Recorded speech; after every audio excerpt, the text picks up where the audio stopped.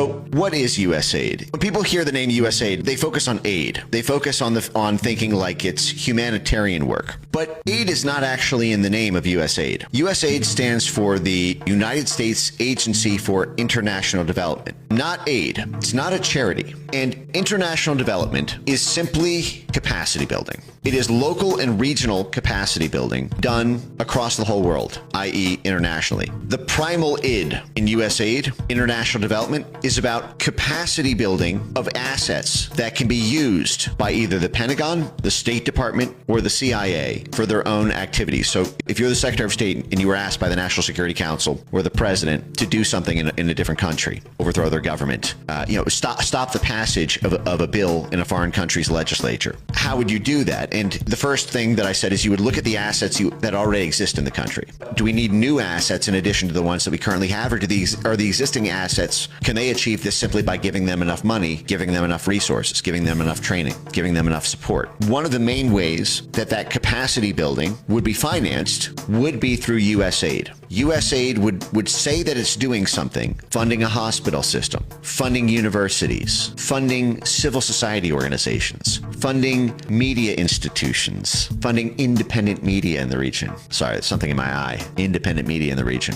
on USAID payroll. And those institutions, those assets, would then be bigger and more powerful and more capable, more capable of serving the State Department's goal, aka advancing U.S. national interests. USAID has a bigger budget than the State Department, over $50 billion.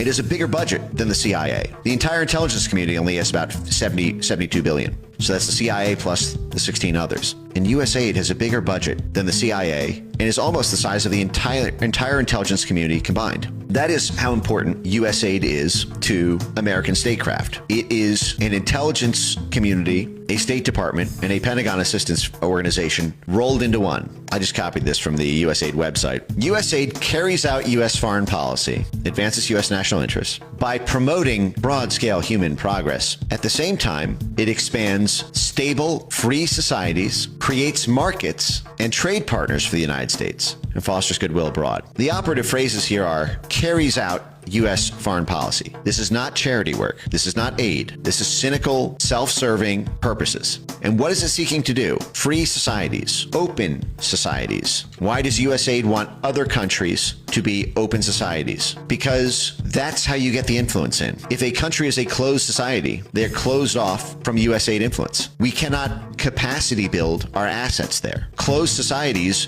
box USAID out. China is a closed society. That is why we have not been able to topple the government of China, despite having tried for 100 years now almost. We have not been able to topple Putin from Russia. Why? Because Russia is a closed society. Like China, they kicked USAID out. It is not an open society. And so the USAID can't just take over their entire media ecosystem by funding 100 different media propaganda outlets in the region to sway hearts and minds. And remember, that's what this is. It's hearts and minds and cash. That's what soft power is. They call it hearts and minds work, but it's cash that does the moving of those hearts and minds, especially of the leaders of the movements.